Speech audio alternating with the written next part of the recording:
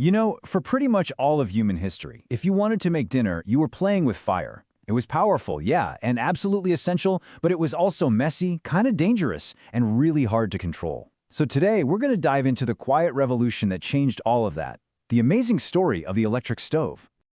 I mean, just picture it. From the very first campfires to those old wood-burning hearths, and even the early gas ranges, heat was something you could see. It was this crackling, hissing, living flame. And yeah, it gave us cooked food, but it also gave us a ton of smoke, soot, and that constant risk of, things getting a little out of hand.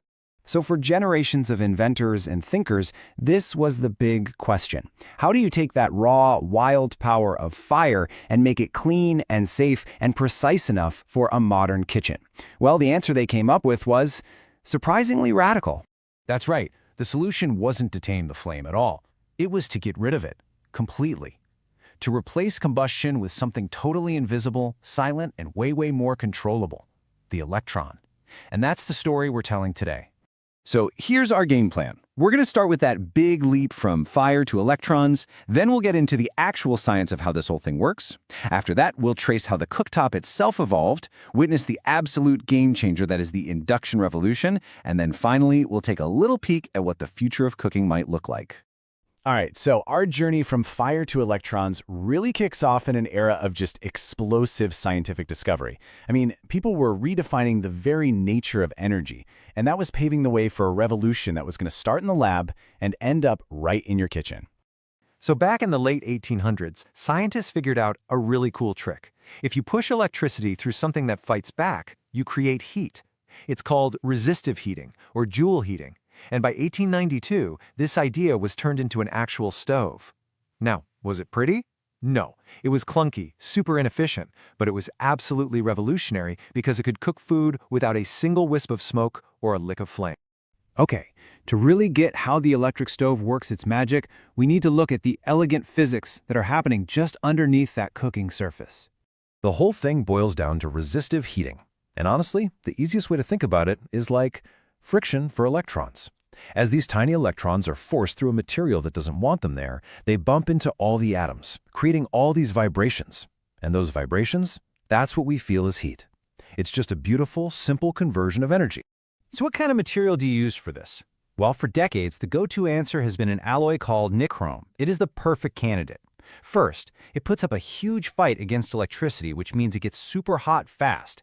And crucially, it can handle those crazy high temperatures without melting or basically rusting away. And this is where it gets really cool, because that heat gets from the stove into your dinner in 3 different ways. You've got conduction. That's just direct touch, the hot surface touching the pot. Then there's convection, which is the heat moving through the water in your boiling pot. And finally, you have radiation, where those glowing hot coils literally beam infrared energy right at your pan. You know, that first idea of just heating up a coil was only the beginning. The next chapter in this story is all about refining that concept, making it more efficient, easier to use, and of course, making it look a whole lot better. So we started with that classic coil stove, right? A huge improvement over fire, sure, but man, it was slow and hard to control. Then we got these solid plates, which looked a little better and were easier to clean, but they wasted so much energy just staying hot. The real visual leap, though, was the ceramic glass cooktop. It was sleek, modern, faster, but the surface itself still got incredibly hot. So every step forward solved one problem, but kind of created another. And that brings us to the biggest paradigm shift in the entire history of electric cooking. I mean it. This wasn't just another small improvement. This was a complete reinvention of how we think about creating heat. Here it is, the single most important difference. Every single stove we've talked about so far works by making itself hot and then transferring that heat to your pan. Induction, it's completely different. It doesn't heat the stove, it heats the pan directly. So how on earth is that even possible? Well, it's not magic, it's just really cool electromagnetism. There's a copper coil under the glass, and an electric current running through it creates a magnetic field. When you put a magnetic pan, like cast iron, on top, that field creates these tiny little electrical currents inside the metal of the pan itself. The pan's own metal resists those currents, and poof, that resistance creates heat. The pan literally becomes its own heating element. It's wild. And the result of this direct heating method? The efficiency is just astounding. We're talking up to 90% of the electrical energy goes straight into cooking heat in your pan. Just think about that compared to traditional electric or gas, where a huge amount of heat just escapes into the air in your kitchen. And all this technology brings incredible safety features with it. Modern stoves have all kinds of sensors to stop them from overheating. But with induction, here's the best part. The second you lift the pan off the surface, the magic stops. The process is over. There's no hot element left glowing, which makes it one of the absolute safest ways to cook ever invented. You see, this isn't really just a story about a kitchen appliance. It's about how a huge shift in technology quietly but completely reshaped our homes and our daily lives. The impact was just profound. I mean, we dramatically lowered the risk of house fires. We got rid of all the soot and the indoor air pollution from burning fuel right where we live. And, maybe best of all, we gave cooks a level of precision and temperature control that chefs of the past could only dream of. And guess what? The evolution is not over, not by a long shot.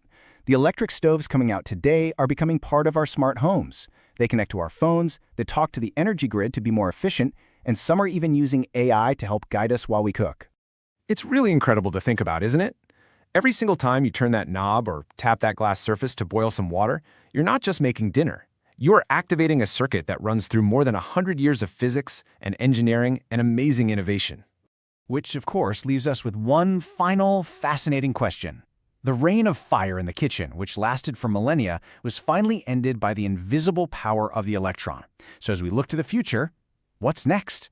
What technology is out there on the horizon that could one day replace the electron? What's the next quiet flame